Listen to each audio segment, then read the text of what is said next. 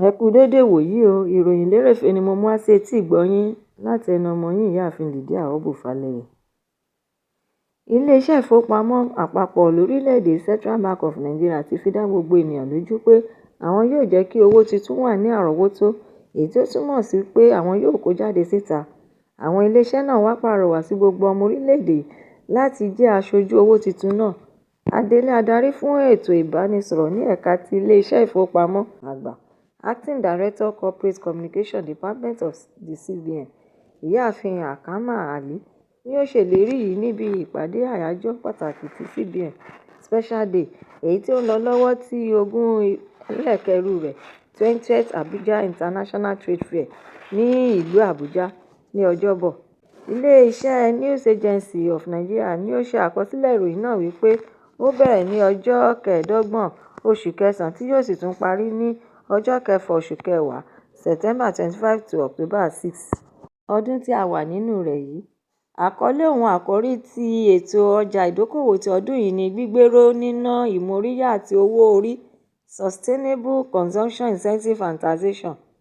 Ali tún wá tẹ̀síwájú nínú ìmọ̀ràn rẹ̀ wípé kí gbogbo ènìyàn rí owó ilẹ̀ wa gẹ́gẹ́ bí àmì ìdánimọ̀ ti orílẹ̀-èdè wa, kí a bọ̀wọ̀ fún, kí a jẹ́ kí ó wà ní mímọ́. A kò gbọdọ̀ máa ná lójú agbo tàbí kí a máa wá ayédèrú rẹ̀ káàkiri débi pé a tún máa ná,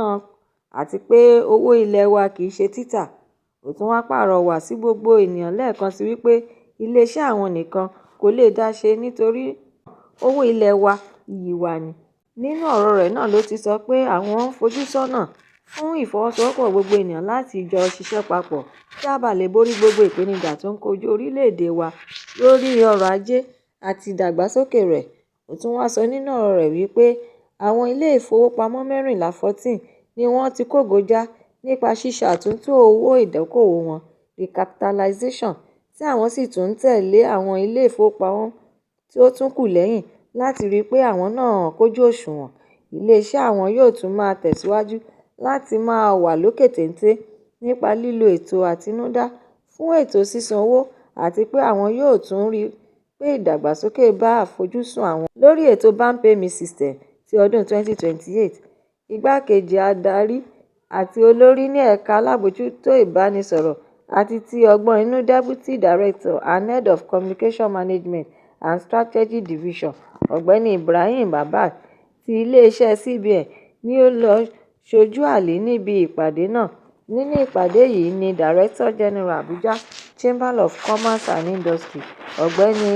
Àgàìdù Gideani, ti sọ jáde síta wípé ilé-iṣẹ́ ìfowópamọ́sí àgbà CBN ni ilé-iṣẹ́ tí ó ga jùlọ ní orílẹ̀-èdè wa yìí. Ó tún wá ṣàlàyé lọ́pọ̀lọpọ̀ ojúṣe ilé-iṣẹ́ CBN. Ẹ̀kúnrẹ́rẹ́ ìròyìn náà wà nínú ìwé ìròyìn Punch. Àwọn ìgbìmọ̀ ẹgbẹ́ àwọn òṣìṣẹ́ ti ìpínlẹ̀ Ọ̀ṣun ti kéde láti padà sí ẹnu iṣẹ́ wọn ní ọjọ́ Ajé tí í ṣe ọjọ́ 6 oṣù kẹwàá ọdún 2025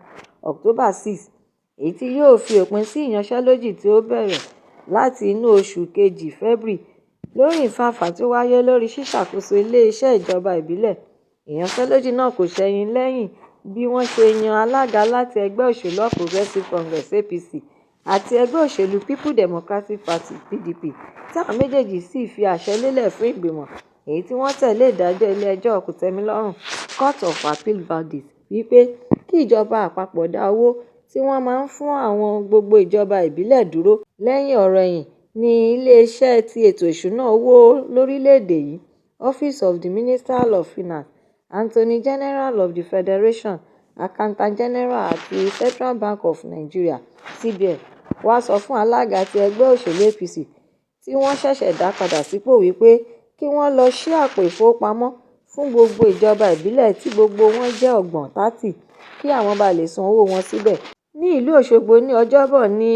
ẹgbẹ́ òṣìṣẹ́ ìjọba ìbílẹ̀ tí ọ̀rọ̀ náà kàn ti ìpínlẹ̀ Ọ̀ṣun, èyí tí Comrade Adédayọ̀ Adékúnlé jẹ́ adarí rẹ̀, ni ó sọ gbangba wípé àwọn ti ṣetán láti padà sí ẹnu iṣẹ́, tí ó sì tún wá ń ṣàpèjúwe ìyanṣẹ́lódì olóṣù méje 7 months èyí tí ẹgbẹ́ Nigerian Union of Local Government Employees NULGE kéde rẹ̀ gẹ́gẹ́ bí àìníkókó needless. Ó wá tẹ̀síwájú nínú ọ̀rọ̀ rẹ̀ wípé ìyanṣẹ́lódì ọlọ́jọ́ gbọọrọ yìí ti ṣàkóbá fún ọ̀pọ̀lọpọ̀ òṣìṣẹ́ akẹgbẹ́ àwọn nítorí pé àwọn mìíràn ti kú.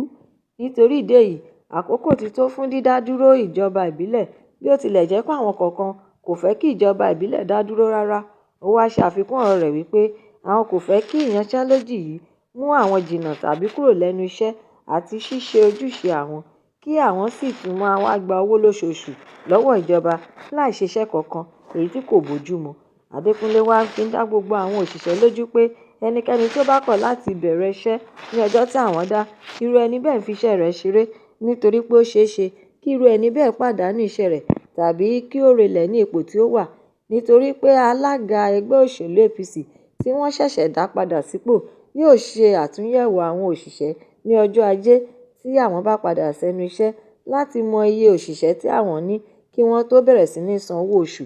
Ó tún wá rọ alága ẹgbẹ́ òṣèlú APC láti jẹ́ kí ìrànlọ́wọ́ wẹ́fíà àwọn ìgbìmọ̀ òṣìṣẹ́ jẹ́ àkókáyà rẹ̀, nítorí pé àwọn ẹgbẹ́ àwọn kò ní jáwọ́ nínú jíjà fún ẹ̀tọ́ àwọn ọmọ ẹgbẹ́ nígbàkúgbà tí àwọn bá ń ṣiṣẹ́ tàbí tí àwọn bá wà lẹ́nu iṣẹ́. Ní ìparí ọ̀rọ̀ rẹ̀ ló ti jẹ́ kí ó di mímọ̀ wípé NULGE nípasẹ̀ akọ̀wé gbogbogbò ti ìpínlẹ̀ David Owóẹ̀yẹ nínú ọ̀rọ̀ àkọsílẹ̀ rẹ̀ tí wọ́n gbé jáde síta ti tako ìgbésẹ̀ pípadà sẹ́nu iṣẹ́ àwọn òṣìṣẹ́. Nínú ọ̀rọ̀ rẹ̀ náà ló ti sọ pé àwọn kò tíì jámi lórí ìyanṣẹ́lódì àti pé àwọn kò sọ pé kí àwọn òṣìṣẹ́ padà sẹ́nu iṣẹ́ nítorí pé ààbò àwọn òṣìṣẹ́ ló jẹ àwọn lógún. Ẹ̀kúnrẹ́rẹ́ ìròyìn eléyìí náà wà nínú ìwé ìròyìn The Nation. Ìjọba ìpínlẹ̀ Ebonyi ti mú ìdúró wọn lórí gbígbógun ti ètò ẹ̀kọ́ tí kò kójú òṣùwọ̀n nípa fífi ọwọ́ òfin mú àwọn olùdásílẹ̀ iléèwé àti olùkọ́ tó dín díẹ̀ láàádọ́rùn-ún 88 tí wọ́n ṣiṣẹ́ lábẹ́ àìgba àṣẹ láti dá iléèwé sílẹ̀, èyí tí ó wà káàkiri ìpínlẹ̀ náà. Àṣírí àwọn ilé ẹ̀kọ́ náà tú nígbà tí àwọn iléeṣẹ́ ètò ẹ̀kọ́ ń ṣe ìbẹ̀wò jákèjádò ilé ẹ̀kọ́ ní ìpínlẹ̀ náà. Níbẹ̀ ni wọ́n ti ṣe alábàápàdé oríṣiríṣi iléèwé tí wọn kò ní ètò ẹ̀kọ́ tó péye láti máa fi kọ́ àwọn akẹ́kọ̀ọ́ àti pé àwọn mìíràn kò ní olùkọ́ tí ó kójú òṣùwọ̀n, wọn ò ní yàrá ìkàwé tó dára àti bẹ́ẹ̀ bẹ́ẹ̀ lọ. Èyí ló mú kí àwọn iléèwé wọ̀nyí di títì pa lójú ẹsẹ̀, nígbà tí kọmíṣánná fún ètò ẹ̀kọ́ ti alákọ̀ọ́bẹ̀rẹ̀ àti ti girama Dókítà Donatus Inlang ń bá àwọn akọ̀ròyìn sọ̀rọ̀ ní Ọjọ́bọ̀ ní ìlú Abakaliki ni ó ti ṣàlàyé wípé ìgbésẹ̀ tí àwọn gbé yìí pọn dandan láti gbé nítorí pé àwọn gbọ́dọ̀ dáàbò bo ọjọ́ iwájú àwọn ọmọ àwọn ní ìpínlẹ̀ yìí. Ó tún wá tẹ̀síwájú nínú ọ̀rọ̀ rẹ̀ wípé àwọn iléèwé tí àwọn ti mú yóò fojú winá òfin lẹ́yìn ìwádìí tí àwọn ń ṣe lọ́wọ́ lórí wọn. Ó tún wá ń kìlọ̀ fún àwọn mìíràn tí ó kù wípé kí wọ́n lọ tọwọ́ ọmọ wọn báṣọ nítorí pé ẹnikẹ́ni tí ọwọ́ àwọn bá tún tẹ̀, wọn yóò jẹ iyán wọn níṣu. Ó tún wá ké sí gbogbo òbí àti alágbàtọ́ láti wọlé dáadáa kí wọ́n tó mú àwọn ọmọ wọn lọ sí iléèwé àti pé ìjọba ìpínlẹ̀ ti ṣe àtìlẹ́yìn fún àwọn ilé ẹ̀kọ́ tí wọ́n pegedé lábẹ́ òfin ètò ẹ̀kọ́ láti jẹ́ kí àwọn olùkọ́ lọ fún ìdánilẹ́kọ̀ọ́ tí ìjọba sì tún pèsè àwọn ohun èlò ẹ̀kọ́ tí ó kójú òṣùwọ̀n, ohun ẹ̀kọ́ amáyédẹrùn sí àwọn ilé ẹ̀kọ́ káàkiri ìpínlẹ̀. Nítorí ìdí èyí ni kọmíṣánná ṣe ń ké tantan pé gbogbo ọmọ kọ̀ọ̀kan ló ní ẹ̀tọ́ sí ẹ̀kọ́ tó dára tí ó sì tún yè kooro àti agbègbè tí ó dára. Ẹ̀kúnrẹ́rẹ́ ìròyìn eléyìí náà wà nínú ìwé ìròyìn Daily Post. Gómìnà ti ìpínlẹ̀ Anambra Ọ̀jọ̀gbọ́n Chukwuma Soludo ti ṣe àlàkalẹ̀ àwọn ìlànà èyí tí ó lè mú òun ṣíjú wo àánú wo àwọn oníṣègùn ìbílẹ̀ tí ó ń jẹ́jọ́ lọ́wọ́ ní ìpínlẹ̀ ọ̀hún. Àwọn oníṣègùn ìbílẹ̀ náà ni Chigozie Nwangwu, ẹni tí gbogbo ènìyàn mọ̀ sí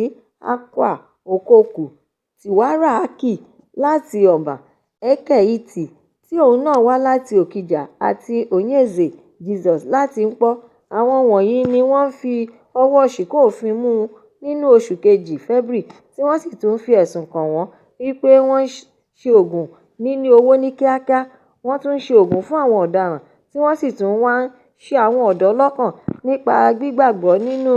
dídi olówó òjijì láì ṣiṣẹ́ kankan rárá. Nígbà tí àwọn ń ṣe àbẹ̀wò sí Ọ̀bà tí ó jẹ́ ìlú Nwangwu ni àwọn ọ̀dọ́ kọ̀ọ̀kan ń bẹ àwọn wípé kí àwọn fi wọ́n sílẹ̀ nítorí pé ènìyàn pàtàkì ni wọ́n ní ìlú àwọn.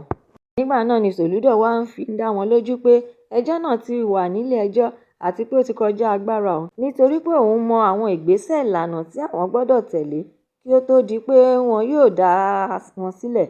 Ó tún wá sọ fún wọn wípé òun mọ ẹ̀dùn ọkàn àwọn ọ̀dọ́, ṣùgbọ́n ohun tí àwọn oníṣègùn ìbílẹ̀ Akwa Okko ti ṣe nínú ìlú ti jẹ́ àkóbá fún ọ̀pọ̀lọpọ̀ ènìyàn, ní pàtó àwọn ọ̀dọ́. Ní àfikún ọ̀rọ̀, gómìnà ìpínlẹ̀ náà ló ti sọ fún wọn wípé kí gbogbo wọn lọ kún fún àdúrà kí ilé-ẹjọ́ bá lè tètè bẹ̀rẹ̀ ìgbẹ́jọ́ wọn lórí àwọn oníṣègùn ìbílẹ̀ náà. Tí wọ́n bá jẹ̀bi ẹ̀sùn tí wọ́n fi kàn wọ́n, wọn yóò kojú ìjìyà tí ilé-ẹjọ́ bá fún wọn. Lẹ́yìn ìgbà náà ni àwọn olórí ìlú wọn yóò wá bá òun ṣe ìpàdé bóyá àwọn lè bá wọn bẹ̀bẹ̀ fún ìdáríjì. Ní ìparí ọ̀rọ̀, gómìnà ló wá rọ gbogbo ọ̀dọ́ láti jáwọ́ nínú àwọn ìwà búburú bíi lílo oògùn olóró, ìwà ìjínigbé, wíwá owó òjijì àti bẹ́ẹ̀ bẹ́ẹ̀ lọ, kí wọ́n wá fọwọ́sowọ́pọ̀ pẹ̀lú ìjọba láti dá orúkọ rere àti iṣẹ́ rere padà sí ìpínlẹ̀ náà. Ẹ̀kúnrẹ́rẹ́ ìròyìn eléyìí náà wà nínú ìwé ìròyìn Vanguard. Ìròyìn lérèfé tòní kò ní jù báyìí lọ nítorí wípé kí n lọ bẹ oge. Ẹ tún pàdé mi lọ́la fún àkọ́tún ìròyìn lérèfé mìíràn láṣẹ Èdùmàrè. Ẹ má ṣe aláìlọ kàn sí YouTube channel ìròyìn lérèfé, kí ẹ jọ̀wọ́ kí ẹ bá mi subscribe, kí ẹ sì tún bá mi fi èròǹgbà yín ránṣẹ́ sórí rẹ̀, kí ẹ bá lè ní àǹfààní láti máa gbádùn ìròyìn lérèfé síwájú àti síwájú sí i. Ẹ ṣé mo dúpẹ́ tí ẹ̀ ń tẹ́tí gbọ́ mi nígbà gbogbo. Ó dàbọ̀.